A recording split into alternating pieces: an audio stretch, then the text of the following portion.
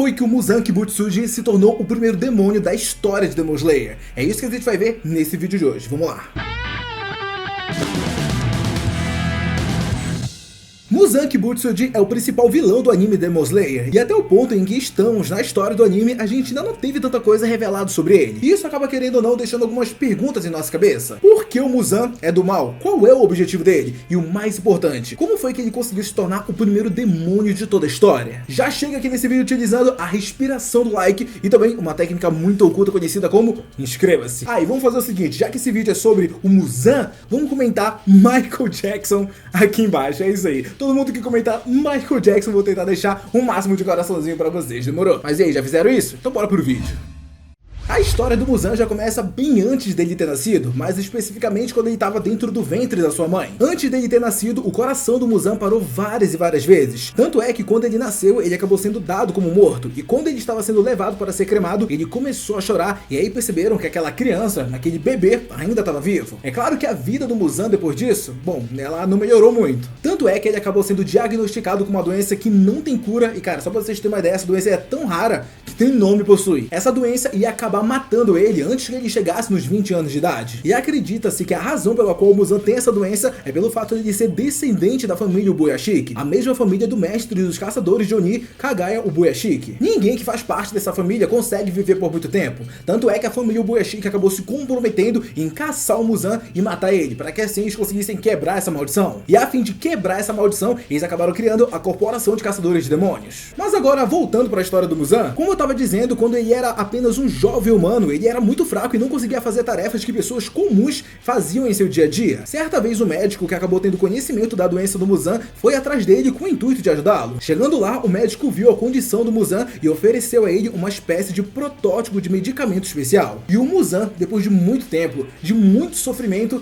ele meio que estava vendo, cara, uma luz no fim do túnel, tinha conseguido um pouquinho de esperança pra, cara, conseguir ter um corpo saudável. Ele estava começando a ficar alegre com isso. Mas acabou acontecendo uma coisa bem ruim, pessoal. O remédio acabou não funcionando do jeito que o Muzan esperava. Na verdade, chegou até mesmo a agravar a situação que ele estava. E o Muzan não ficou nem um pouco feliz com aquilo e em um ataque de raiva, ele matou o médico que, cara, estava apenas querendo ajudar ele. Entretanto, pessoal, foi só depois de matar o médico que o Muzan percebeu que o medicamento que ele tinha tomado tinha dado muito bom. Ou muito ruim, né? Depende do seu ponto de vista. Muzan Kibutsuji conseguiu se transformar no primeiro demônio e ganhar o que ele tanto sonhava, um corpo saudável. Mas um corpo saudável não foi a única coisa que o Muzan ganhou. Ele também ganhou uma fraqueza muito importante. A única condição que o Muzan tinha que seguir para manter o corpo dele forte e saudável era matar e devorar humanos. Regra que, por sinal, ele tava de boa em seguir, não tinha problema algum. Só que isso não era tudo, pessoal. O Muzan também acabou adquirindo uma fraqueza muito importante: a fraqueza ao sol. Se o primeiro demônio entrasse em contato com o sol, ele seria completamente desintegrado, e isso acabou sendo um baita de um problema para o Muzan. Afinal, ele descobriu que o médico que tinha ajudado ele tinha colocado no medicamento especial que ele tinha tomado algo chamado lírio da aranha azul. E uma curiosidade sobre essa flor é que ela é capaz de florescer apenas quando está de dia e apenas de 1 a 3 dias no ano. E quando esse tempo se passa, ela se fecha completamente. E isso acabou sendo algo que dificultou muito a vida do Muzan. Afinal, ele precisava daquela flor para dar continuidade aos estudos do médico que o ajudou e assim aperfeiçoar o medicamento que o transformou em um Oni. Muzan procurou essa flor por todo o país durante muitos e muitos anos. Porém, pelo fato dela florescer apenas de dia, ele nunca foi capaz de encontrá-la. E isso foi algo que acabou indo desmotivando muito Muzan. Mas antes dele desistir completamente, ele acabou transformando outros humanos em Oni com duas intenções. A primeira delas era fazer com que esses Oni se espalhassem pelo mundo e conseguissem informações sobre o lírio da aranha azul. Coisa que acabou nunca acontecendo pelo fato do lírio da aranha azul florescer apenas de dia e também por um curto período de tempo. E a outra intenção do Muzan em ficar transformando pessoas em Oni era criar um Oni forte o suficiente para resistir à luz solar. Se por acaso o Oni conseguisse resistir à luz solar, o Muzan devoraria esse Oni e acabaria adquirindo todas as habilidades que ele tem, inclusive a resistência ao sol. Por muito tempo o Muzan dominou a Terra, mas tudo isso acabou mudando com a presença de um caçador de demônios conhecido como Yorite. Yorite era um usuário da respiração do sol e o único que quase matou Muzan Kibutsuji no passado. Em seu encontro com o lendário espadachim, Yorite percebeu que a anatomia de Muzan era completamente diferente de tudo que ele tinha visto. O homem tinha 7 corações e 5 cérebros, percebeu Yorite. Utilizando várias de suas técnicas, Yorite conseguiu deixar Muzan à beira da morte, fazendo com que o demônio ter que segurar sua cabeça com a própria mão que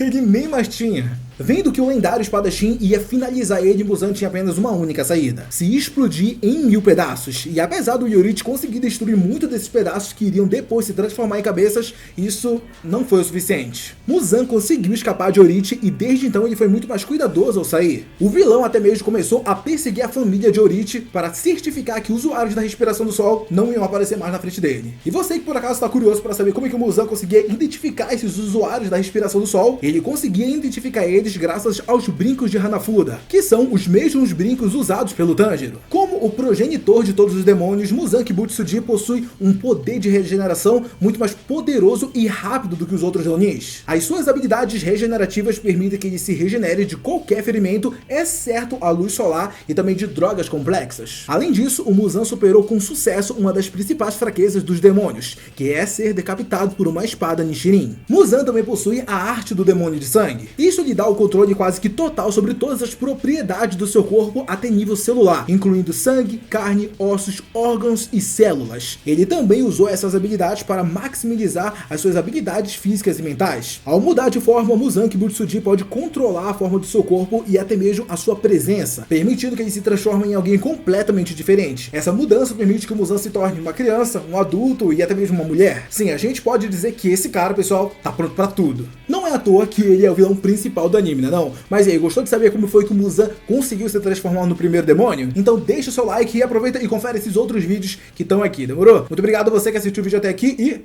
tchau, tchau!